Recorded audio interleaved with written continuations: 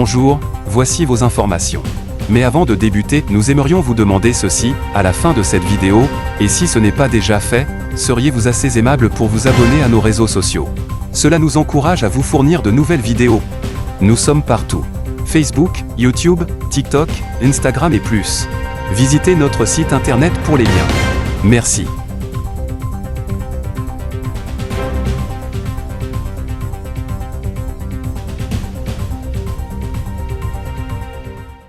Nous avons quelque chose d'important à vous signaler.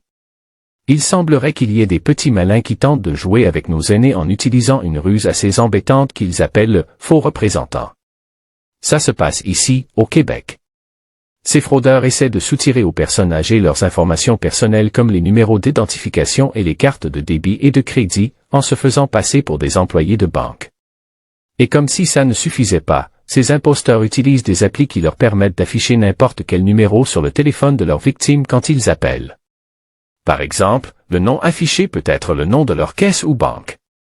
Alors, on vous demande de garder l'œil ouvert, surtout si vous avez des grands-parents ou des proches plus âgés. Dites-leur de ne jamais donner leurs infos perso au téléphone. Ce qui est encore plus inquiétant, c'est que ces faux représentants ont recours à des applications sophistiquées leur permettant de faire afficher n'importe quel numéro de téléphone sur l'écran de leur victime lorsqu'ils les contactent. Cette pratique rend la fraude plus difficile à détecter et à prévenir. Nous vous exhortons donc à rester vigilants et à sensibiliser vos proches, en particulier les personnes âgées de notre communauté, à cette menace croissante. Personnellement, lorsque cela m'arrive, je dis que je suis occupé et que je vais rappeler l'institution en question et je raccroche immédiatement.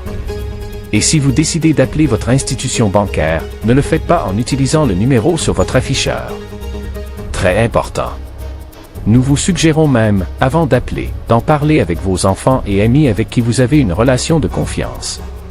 Si vous habitez seul dans une résidence par exemple, vous pouvez aller voir la personne responsable du centre. En se serrant les coudes et en partageant cette info, on peut protéger nos aînés et contrer ces escrocs.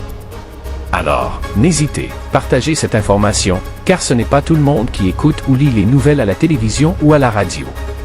Ensemble, en restant informés et en partageant cette information vitale, nous pouvons lutter contre cette fraude et protéger les membres les plus vulnérables de notre communauté. Restez vigilants et prenez soin les uns des autres. Nous avons pris ces quelques minutes de votre temps, car nous considérons, peu importe le genre de fraude, comme un geste très bas, oui très bas. Abonnez-vous à nos réseaux sociaux pour rester informés. La prochaine nouvelle fraude que nous allons vous parler concernera les plus jeunes, et oui, eux aussi se font prendre. Notez que nous avons pris nos informations sur différents bulletins de nouvelles de la province du Québec. Merci.